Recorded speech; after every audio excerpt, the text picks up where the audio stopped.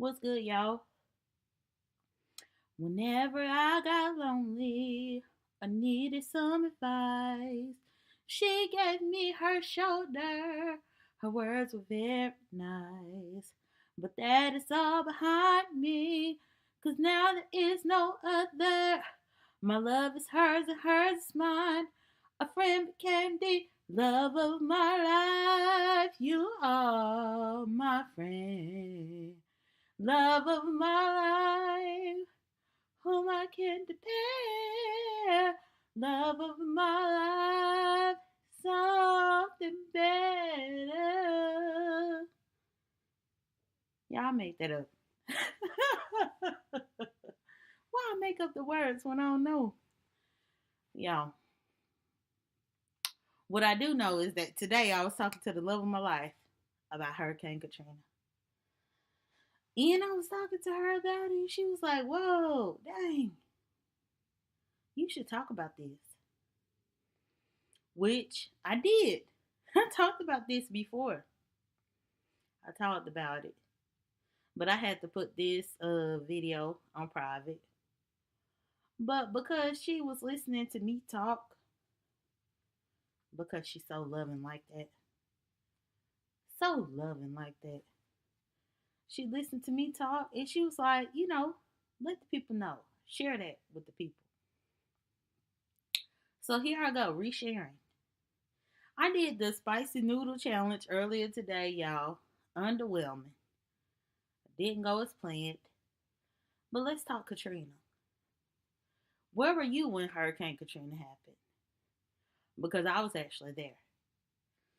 So for the people who troll me and come to my channel and talk bad about me, I know what I survived. I know what I came through. I can't let nobody get under my skin because of what I came through. There's even more reason why certain things bother me a little bit more because I know what I came through. But either way, this is my Hurricane Katrina video that I did last year on my channel. Because the love of my life had told me to share. Resharing.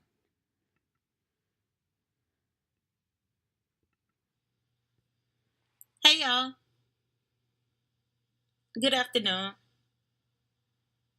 It be J.Dunn on the ones and twos coming through all out the blue. I just finished talking to my friend on the phone, one of my really my great friends. I would actually consider her a sister. We besties. Y'all, this Hurricane Katrina, we survived it together, y'all. And so I want to give y'all a story time. Because, I'm sure a lot of y'all stayed in different parts. Y'all saw the tragedy that happened, y'all. Rest in peace to all the people that was lost, y'all. Rest in peace to them. Shout out to the people who, survived and got, they got evacuated and stuff. People had to come save them. And then just shout out to the people who was able to rebuild after that, because that shit was something serious, y'all. That shit was something serious. And J.Dunn actually survived it, y'all. I survived it. Me and my friend, my family, we survived it. So this is going to be a serious video. If you came here for some mess or anything like that, click off the video, y'all, because this serious, y'all. Okay, so let me tell y'all about Katrina and my memories of it. Like, me and my friend was just talking about it, going down memory lane, and I'm just like, damn, I ain't want to make no more video today, but I got to talk about this while it's fresh on my mind. Okay, so I was in college, y'all. I had just graduated high school. It was my freshman year in college. I don't think I had been living on campus for like 2 weeks. 2 weeks. I was only there for like 2 weeks. And this was a junior college, because after high school, I went to junior college, y'all. That's where I started. And so, being a teenager in college, you don't pay attention to the news. You don't know nothing about that. Like, you don't think about it. But I remember it was the weekend, and like, I always went back home on the weekend. That's just what I did. I was living on campus. Go home. I would go home. And so I went home that weekend. And when I got there, my mama was telling me about a storm. And I'm like, another one? Y'all, I'm used to hurricanes. Like, actually, my birthday is in the midst of hurricane season. I remember so many countless birthdays where my little birthday parties, my little sleepovers, all that, like, they had to get canceled because everybody was evacuating because of a hurricane. So that's what my birthday is. Virgo seasons. Virgos stand up. But anyway, so my mom was like, it's a hurricane. I'm like, dang, another one? Because I'm just used to them so much. And the thing is, we had just had a previous hurricane that same summer, where we evacuated. And that's the thing. A lot of people use their savings to evacuate prior to Katrina. So for the people that be bashing people about staying in New Orleans or staying in South Mississippi when Katrina happened, some people didn't have the money to go again. If you done already left and had to go there one time, two time, leaving for a hurricane and nothing happened, and you don't have no more money to gas up your car, pay for a hotel and stuff like that, you don't have no choice but to stay. You left there. You can't go. You can't afford to go. It costs money to go. It costs money to evacuate, y'all. And we had done it so many times that year. And so when Katrina came, people just didn't have the money. They didn't. And so, yeah, my mom told me the hurricane was coming. I was like, okay. So let me tell y'all what we do during hurricane season when it's time. Y'all, we go buy sandbags. You out there buying sandbags to put the sandbags in front of your front door, in front of your back door, wherever. The sandbags, if the water rises, the sandbags will actually prevent the water from coming into your house. That's the purpose of that. Then we go get plywood. You put the plywood on your windows and stuff. Any glass windows that you got on your house, you put that plywood up there. And that way, if some debris or trees or limbs or whatever come crashing through, it don't break your windows out. That's the purpose of the plywood, the sandbags. So we was doing that, which I've been doing that since I was little. I was born and raised in South Mississippi, y'all. 45 minutes away from New Orleans, y'all. So I'm used to that. I'm used to that routine. So we did all that. Well, we stayed in the house, but then my auntie, she wanted everybody to be together in the same space. So we made sure that my house was protected. But then my auntie wanted everybody in the same space because, again, nobody could evacuate at this point. Nobody could afford it. So we all huddled at one auntie's house. We all did. Like, it was so many people. Church people, like people, my family, people from our churches, just all types of people up in there. And we just was trying to wait out the storm. And so I remember that night, I remember they did like a little cookout, because at this point, we don't know if we're going to lose electricity or not. So you cook the food that's in your refrigerator. Otherwise, if you don't and you lose electricity, everything is going to spoil. So I remember, them up in there cooking. We was just watching TV, having a good time because the storm hadn't hit yet. The storm didn't hit until the middle of the night for us. And in the middle of the night, it came, it went. And we thought that was the end of it, y'all. We thought that was the end. And like me and my mom, and her boyfriend at the time, once we thought the coast was clear, we needed to leave to make sure that our house was okay. We needed to get over there to make sure our house was good. So we left because we thought the storm was over. So we left. We went over there, tried to check out the damage on our own house, see what we got to do. Well, we went to bed. And I guess when we left, it must have been in the eye of the storm because then it came back through again. Like, I think it was like the second part of it. And so, you know, all that happened. I slept through it. My mama came and woke me up, y'all. She woke me up. She was like, it's still going on out there. I would have slept through that. Y'all, when I go to sleep, I be asleep. But she was worried about me. She wanted to make sure I was okay. So she came, woke me up. She was like, come in my room. Because she was concerned about me. My mama loved me, y'all. She loved me. And that's why I love her. Even in death, I love her. I love that woman. So she had woke me up. I went in her room. And, you know, we just waiting it out. I remember we still had electricity at that point. Like, we had the TV on and stuff. But then, you know, I remember going to the window to look outside. Because, you know, you just be curious just to see. And what I remember after that, okay, because it's hard to really, you know, piece everything together now. It's been years. But I remember having electricity. I remember looking out the window. I remember going back to bed. The next thing I remember was waking up and there was no electricity. Like, it was trees and leaves and stuff. A tree had fell on our roof of our house. We had water leaking in. I remember, you know, the water was a little bit high out there, but we had our sandbags, so it didn't come in. I remember people being frantic. They was just frantic, y'all. Like, nobody had electricity. People didn't have water. Now, me and my friend that I just was talking about, I was just on the phone with her. She stayed across the street from me.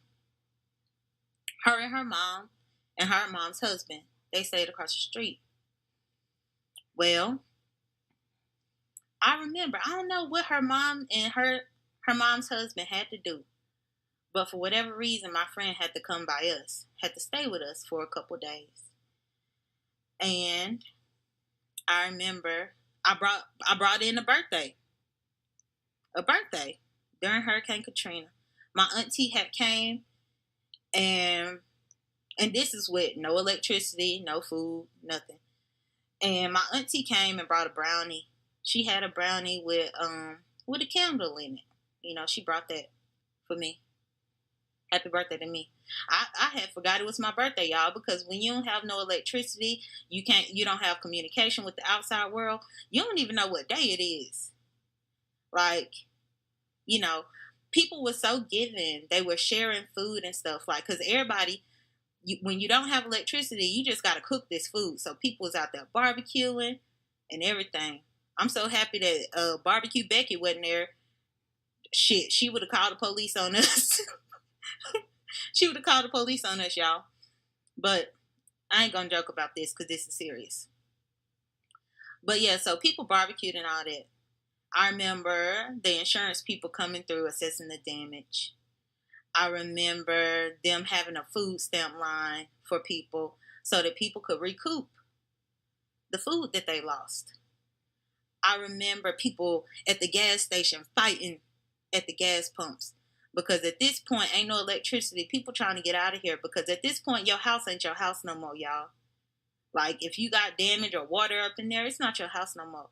So when the gas station finally opened, people was fighting out there trying to get gas so that they could evacuate. I remember watching this. I remember standing in the line waiting on Walmart to open up. Walmart had finally opened up and people was able to go up in there and get like baby milk and formula and stuff like that because people had babies, little babies that needed, you know, Similac and stuff. Like, y'all, it was just crazy. It was a mess. But anyway, we survived all that. We survived it. And me and my friend, I think that brings us closer because we recall that time. Like, I remember my house, and for whatever reason, my house was the only house on our street that had running water. Running water. I remember taking cold showers, y'all. Cold showers because no hot water. And I remember a lot of people, like in the neighborhood, they didn't have water. So they came to our house to take baths and take showers. Everybody had to take a cold bath, a cold shower. Like, In times like that, everybody got to help each other, y'all. You got to band together and help each other. Like, I remember this stuff. I remember the military coming out. There is something called an MRE that they eat in the military. It's like a packaged food for the people that's, in the Army or the Navy or whatever, whenever they be out there, fighting wars and stuff. The military had to come bring that out for us because we ain't have no food. Stores wasn't opened up yet. My auntie worked in the medical profession, y'all. And because she was she was working in the medical profession, she had to go to work. Even though the storm was coming, she still had to go to work because somebody got to be there to take care of the patients. Somebody got to be there to take care of the patients. And she lost her brand new SUV. She lost it in the floods. Like, it just got swept away. And I remember her telling stories about them having to move all the patients up a floor because it was flooding so much. I think she said that they got up to like the 8th floor with all the patients trying to move everybody up because that's their job. It's people, that's there at the hospital or whatever. You got to move them up. You got to make sure they safe. My auntie did that. She did her part. Shout out to her. Luckily, the patients, I don't know how many patients might have passed away, y'all, but I know my auntie didn't, and I was happy about that. She lost her car, and I was mad about that because I liked that car. She had just got it. I don't even think that car was that old, but she lost it in the flood. But y'all, it's a lot of stuff that happened. And all of this that I'm describing to y'all is what happened in Mississippi. In Mississippi, y'all. This ain't even touching on the stuff that the New Orleans people had to go through. But a lot of times I feel like people forget that Mississippi went through it too. We did too, y'all. Like, after it happened, like initially, people was always like, New Orleans, New Orleans, New Orleans. Which, no, I'm not taking that from New Orleans, y'all, but I just want y'all to know that it affected New Orleans, South Mississippi. I think it might have affected Alabama, Florida. It affected everybody. But I'm just giving you the Mississippi story of it. But yeah, this is a little bit longer than I want it to be, but I just wanted to give y'all this information. Hurricane Katrina, that wasn't no joke, y'all. It wasn't no joke. And J.Dunn, yours truly, survived that shit. Came out on top of that shit. My friend I just got off the phone with, we survived it. And so, yeah, I wanted to give you Hurricane Katrina, the Survivors Edition. But I hope y'all having a good day today. And I'm happy I brought that to y'all on a Sunday. Because I'm blessed, y'all. I'm blessed. No amount of mess can take away from my blessings. And that's for real, y'all. No amount of nothing can take away from my blessings, y'all. Because I done been through a lot, but I done made it through. I'm still going. But yeah, y'all have a good day today. Have a good Sunday. I'm ending. Bye.